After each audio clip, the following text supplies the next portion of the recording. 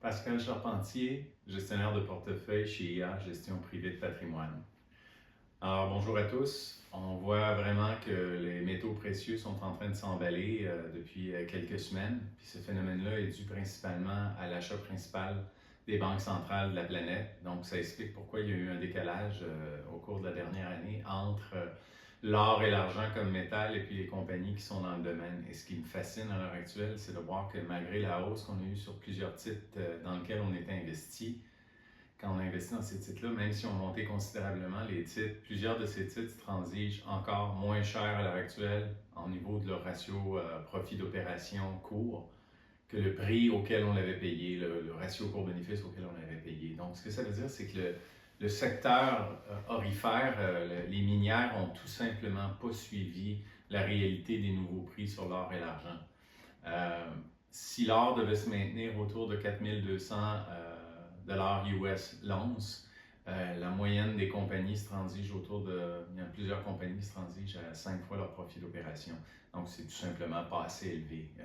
Il y a des compagnies, je me dis, ces compagnies-là pourraient se transiger à 10 fois, peut-être même 15 fois. Puis ce ratio-là, la moyenne du secteur a monté à 22 fois en 1980. Donc, il y a énormément de place pour monter dans ce secteur-là. Donc, ça explique une des raisons pourquoi vous avez vu que dans les portefeuilles, on a commencé à liquider une partie de métal pour se diriger directement par les sociétés minières. C'est qu'on évalue que les sociétés minières, dans plusieurs cas, ont tout simplement 3 fois plus de potentiel à l'heure actuelle que le métal direct. Le métal est toujours un très bon investissement pour ce qui se passe, mais si on veut optimiser, les sociétés minières offrent vraiment un potentiel qui est plus grand. Comme je l'expliquais, quand on a eu la hausse en 2024 de l'or et de l'argent, les compagnies n'ont pas bougé. Et là, les compagnies ont bougé en 2025, mais le métal a continué de monter au cours de cette période-là. Donc, c'est frappant parce que beaucoup de compagnies ont sorti le résultat au mois d'août. Puis en refaisant l'exercice, parce que là, ce qui est intéressant, c'est que je reprends les états financiers du 30 juin, mais je garde les mêmes paramètres, mais je remets le prix de l'or actuel puis le prix de l'argent actuel. Puis la hausse qu'on a eue sur les compagnies, même si c'est spectaculaire, on parle de compagnies qui ont monté de 80%. En fait, le ratio est resté le même et même certaines compagnies, le ratio a même baissé. Ça semble complètement incroyable de se retrouver dans cette situation-là, mais c'est vraiment le cas. Puis l'explication que je peux voir, c'est comme si Wall Street n'a pas suivi.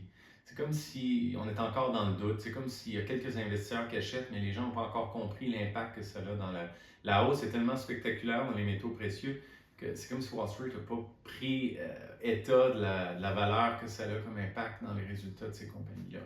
À mon avis, c'est que ça va devenir inévitable. Le ratio ne pourra pas rester là. J'ai l'impression qu'au fur et à mesure que le marché traditionnel va s'essouffler, ça va devenir le capital va vouloir se diriger de plus en plus dans ce secteur-là, principalement peut-être le secteur minier. Parce que le métal en tant que tel, c'est les banques centrales qui l'ont fait monter, comme je l'ai expliqué dans plusieurs textes ou d'autres capsules que j'ai fait. C'est la Chine, l'Inde, les banques centrales des pays du BRICS qui ont accumulé énormément d'or, puis même qui se sont mis à accumuler de l'argent. Donc, ce n'est pas les investisseurs occidentaux qui ont fait monter le prix de l'or et de l'argent. Donc, le rattrapage à faire sur les sociétés minières est important. Les trois choses qui vont faire en sorte, sûrement que ça va monter, c'est que je pense que l'inflation va reprendre, va se remettre à monter. On décide de baisser les taux d'intérêt alors que l'inflation n'est pas réglée.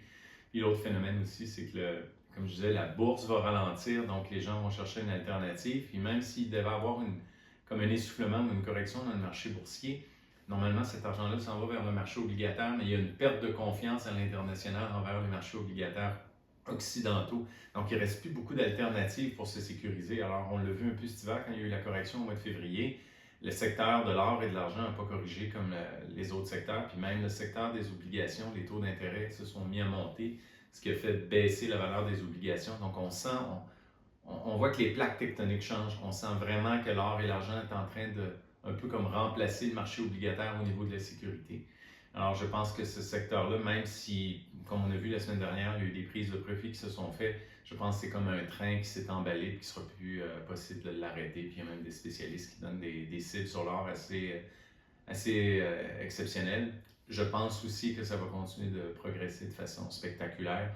Puis il y a moyen de vraiment bien se protéger en tirant parti de ce qui se passe dans les sociétés minières. Alors, la hausse spectaculaire qui s'en vient, ça va être dans les très bonnes sociétés minières qui génèrent des bons flux de trésorerie. Alors, c'est ce qui explique tous les mouvements que vous voyez dans vos comptes.